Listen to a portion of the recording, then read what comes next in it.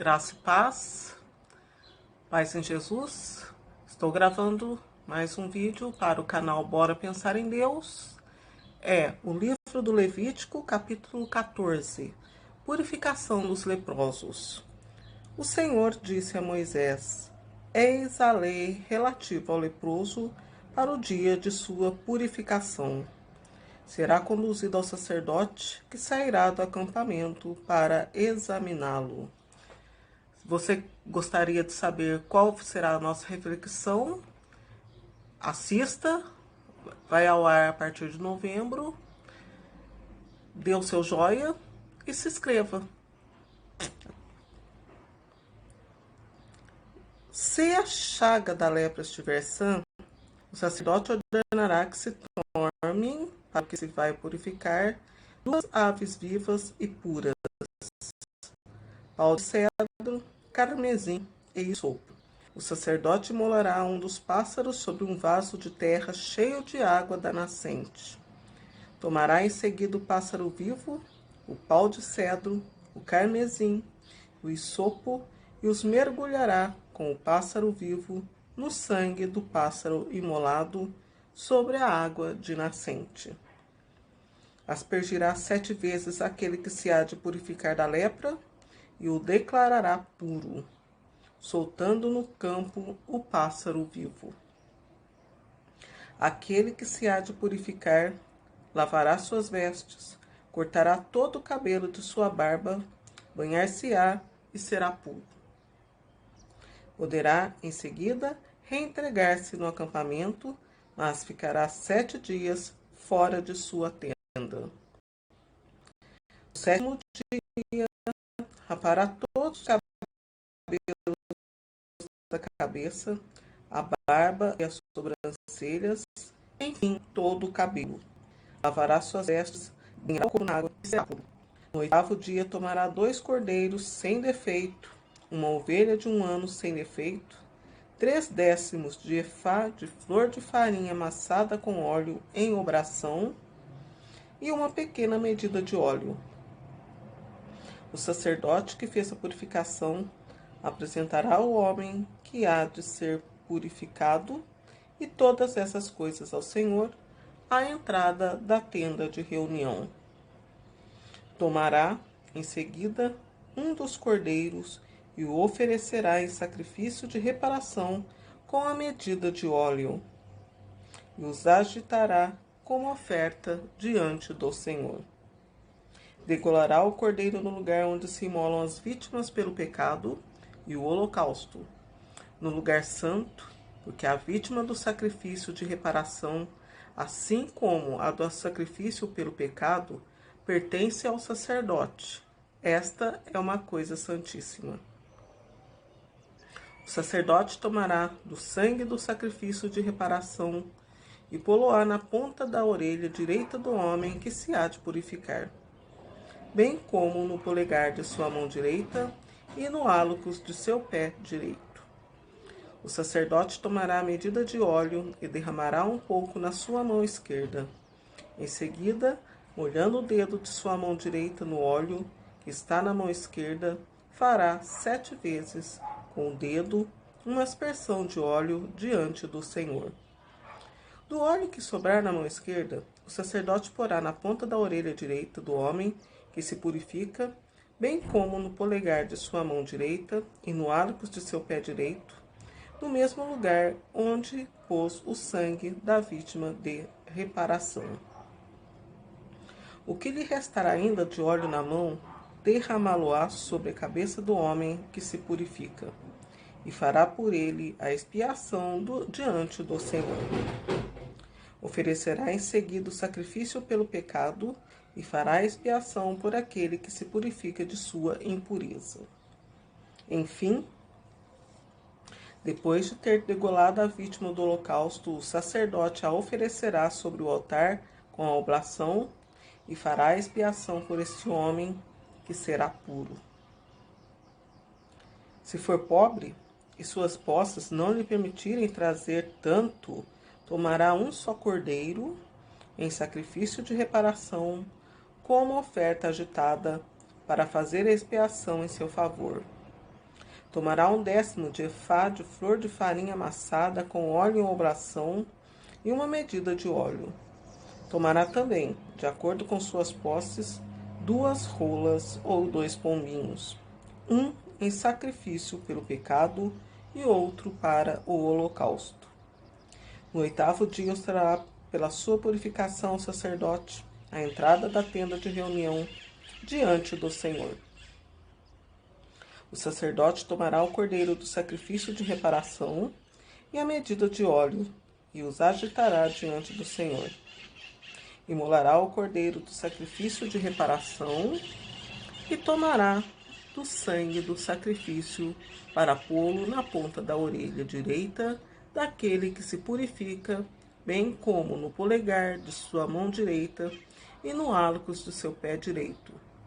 Derramará então óleo na palma de sua mão esquerda. Com o dedo da direita fará 7 vezes a aspersão do óleo que está em sua mão esquerda diante do Senhor. Porá o óleo que ele está na ponta da orelha direita do homem que se purifica, e no polegar de sua mão direita, e no hálux de seu pé direito, no mesmo lugar onde pôs o sangue da vítima de reparação. O óleo que sobrar em sua mão, derramá-lo-á sobre a cabeça daquele que se purifica, a fim de fazer a expiação em seu favor diante do Senhor. Oferecerá uma das rolas ou um dos pombinhos, conforme suas posses lhe permitirem, um em sacrifício pelo pecado e outro em holocausto com oblação. É assim que o sacerdote fará a expiação diante do Senhor pelo homem que se purifica. Esta é a lei relativa à purificação daquele que tem uma chaga de lepra e cujas posses são limitadas.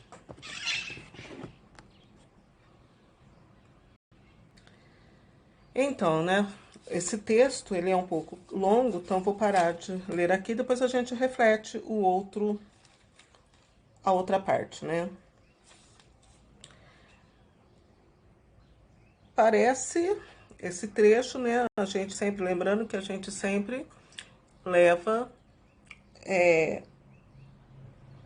por lado em Jesus das nossas reflexões.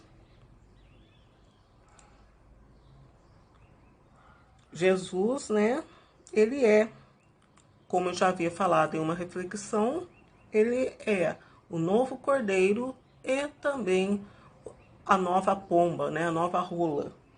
Ele morreu, quando ele nasceu, por seu nascimento, ele já eliminou, os sacrifícios das pombinhas, porque ele se fez oferta. Ele nasceu de uma família pobre, na ocasião, quando ele nasceu, Maria e José ofertaram uma rolinha, ele já era porque aqui na sequência do Levítico, aqui já existia pobres, como eu já li aqui, se for uma pessoa pobre. Nessa parte aqui, o leproso, ele tinha, mesmo sendo pobre, que ofertar um gado, Então, sempre haverá, enfermos. E o que isso significa? Quando se agitava, mostrava para Deus, foi aqui nesse momento que foi feita a oferenda. Isso para dizer que as pessoas sabiam que o tempo já estava, desde aquela época se cumprindo, e o sacerdote, quando agitava, mostrava, está nesse ponto a situação, porque o sacerdote ele era representante de Deus, e a cura que acontecia, é por isso que, infelizmente, muitas curas que acontecem hoje, os milagres, eles não são mais como antes, Antigamente, esse era um milagre, ninguém fazia nada, pode-se ver aqui, Naquela época, olha que as lepras eram horríveis, Como até hoje, só que hoje a ciência, a ciência do homem, ela não deixa, como toda a ciência, como eu sempre digo, até os dilúvios continuam acontecendo, só que o homem, sua inteligência humana, não inteligência divina, isso chama-se inteligência humana, ele consegue assim, amainar, apaziguar, dizendo que não existe dilúvio. Mas naquela época, quando houve o dilúvio na Terra, não havia construções ainda. Então, foi violento o dilúvio. E agora o homem faz construções cada vez mais poderosas para resistir, né? Em lugares que há terremoto, há construções que são elaboradas a fim de resistir, né, à violência dos terremotos, né? Não se consegue ainda criar, né, resistência contra a vulcões, contra larvas de vulcões, como nós vemos até hoje, né? As erupções vulcânicas, elas destroem tudo, mas contra terremoto, o ser humano procura lutar. Terremotos e dilúvios, o ser humano ainda encontra ciência para combater, para lutar. Mais tarde saberemos se isso foi misericórdia ou impiedade, né? Porque uma pessoa morrer antes de conseguir a glória de Deus na sua vida é muito triste, né? Se alguém fizer pensando nisso, é misericórdia. Se não, é impiedade, querendo esperar para receber alguma coisa.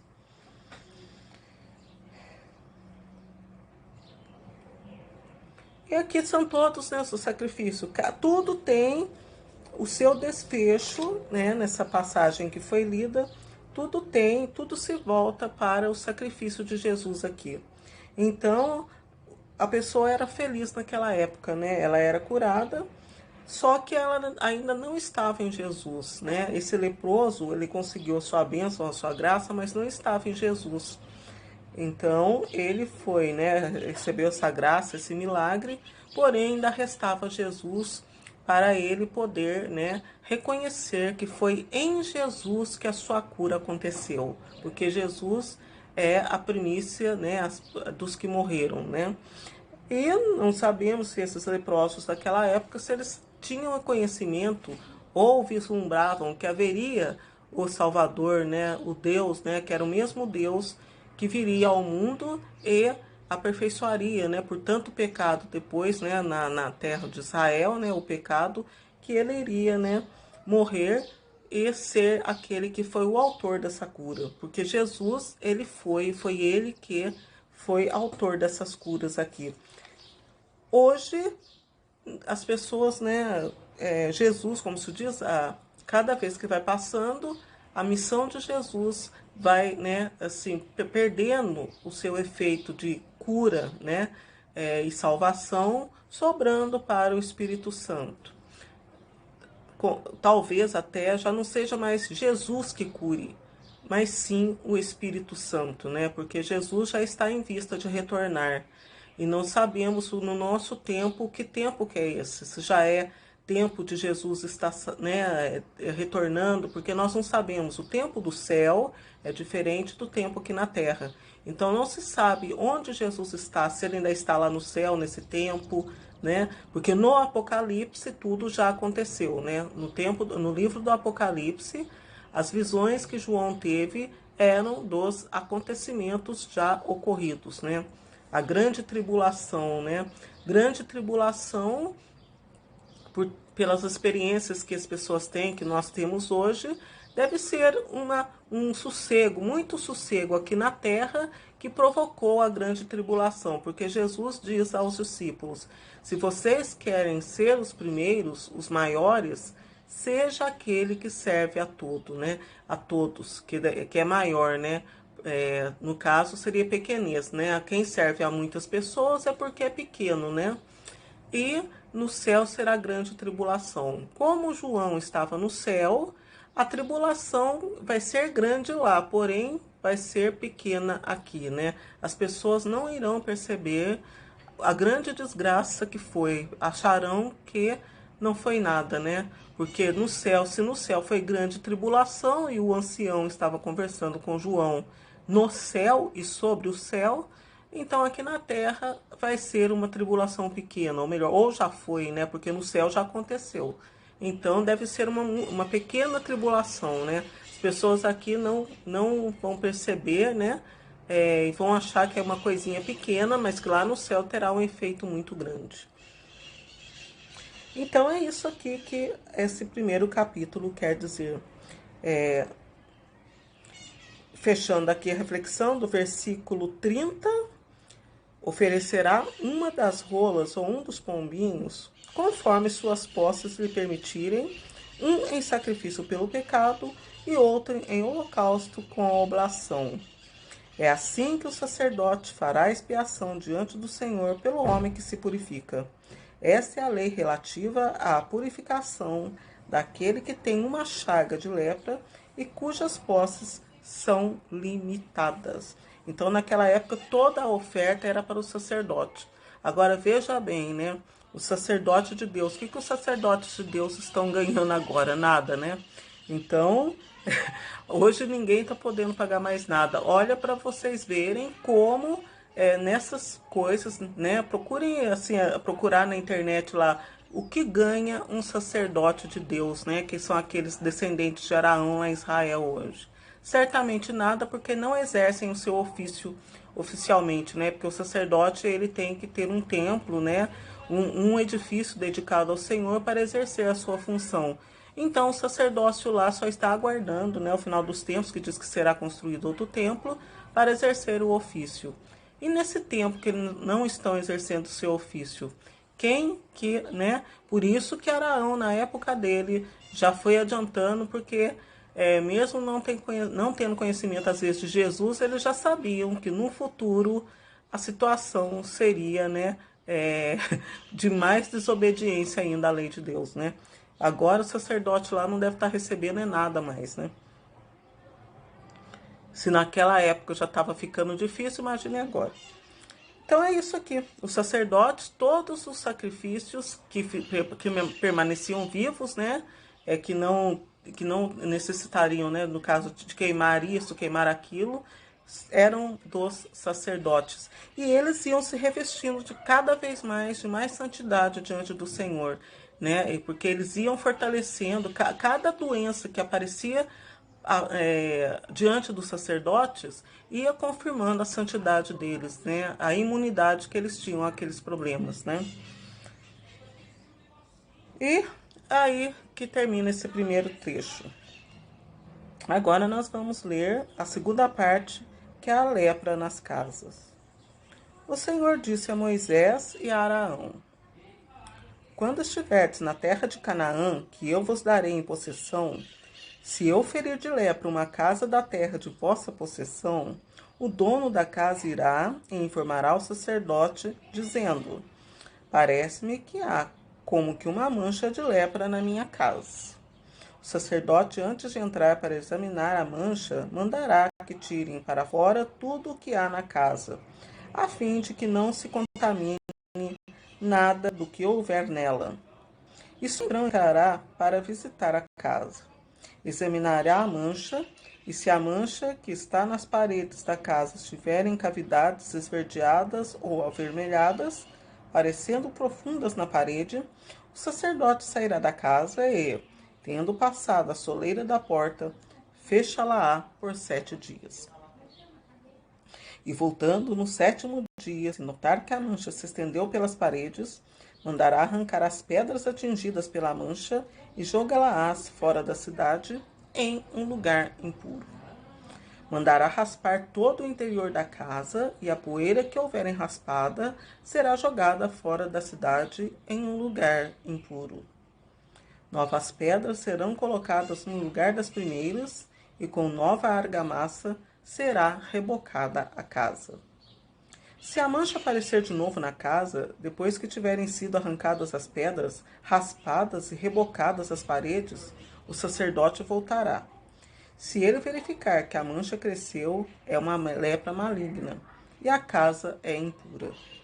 Derrubar-se-á a casa, as pedras, a madeira e toda a argamassa, que se levarão para fora da cidade a um lugar impuro. Quem tiver entrado na casa durante um tempo em que ela deveria estar fechada, será impuro até a tarde. E o que nela tiver dormido, lavará suas vestes. Também aquela que nela tiver comido, lavará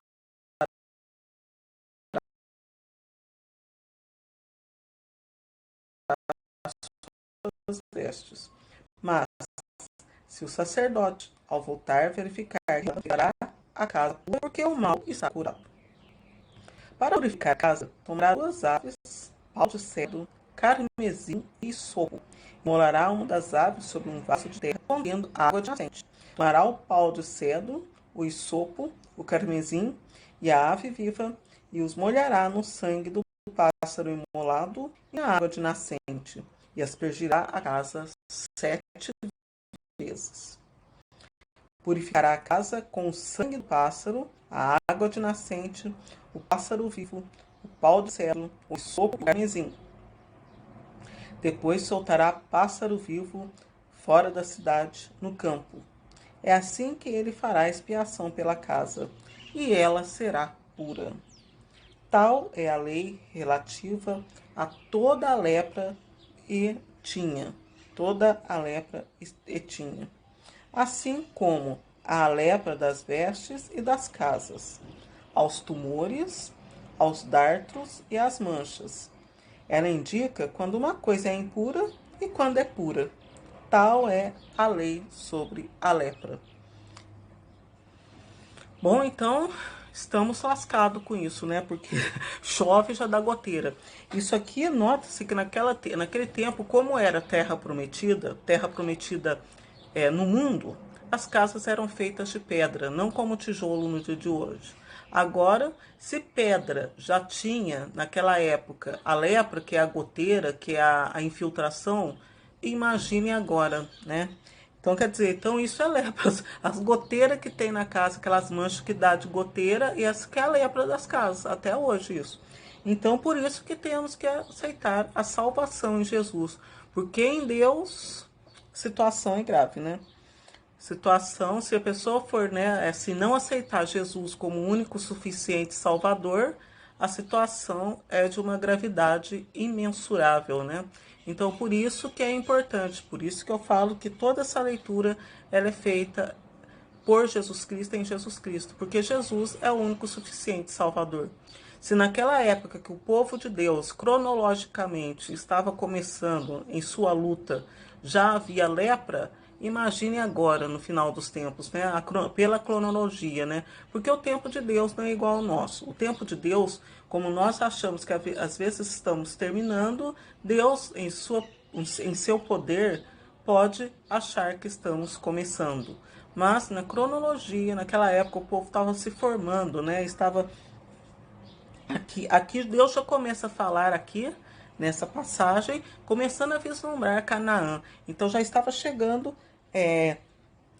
próximo, né? A entrada já está chegando próximo a chegada na Terra Prometida aqui. Então Deus já começou a mostrar, a falar para Moisés e Araão que eles já estavam começando a melhorar para poder chegar a Canaã, né? Já estavam se tornando seres humanos um pouco melhor.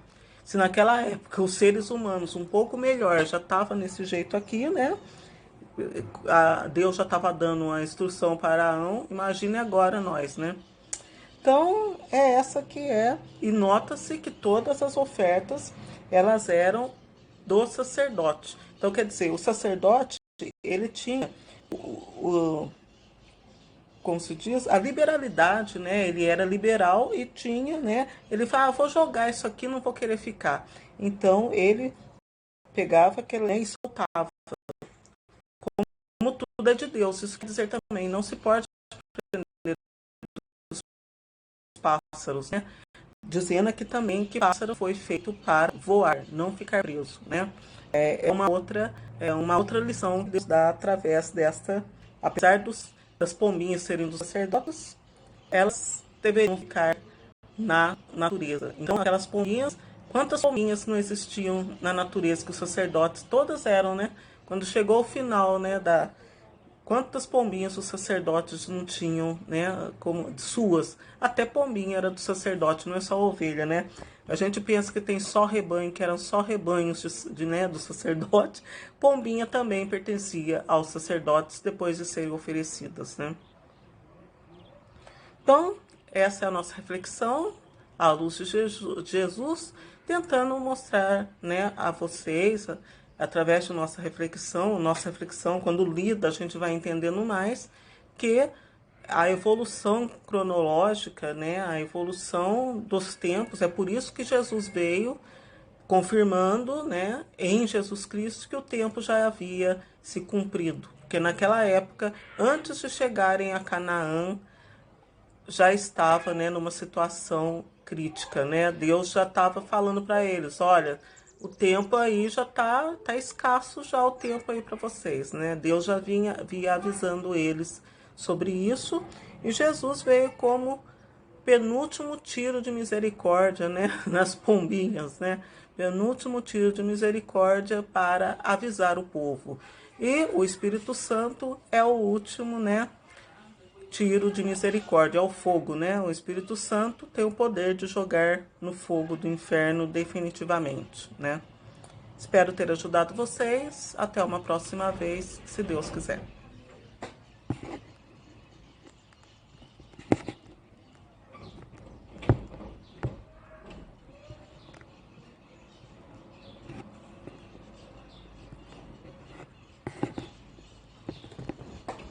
Você não tem vídeo.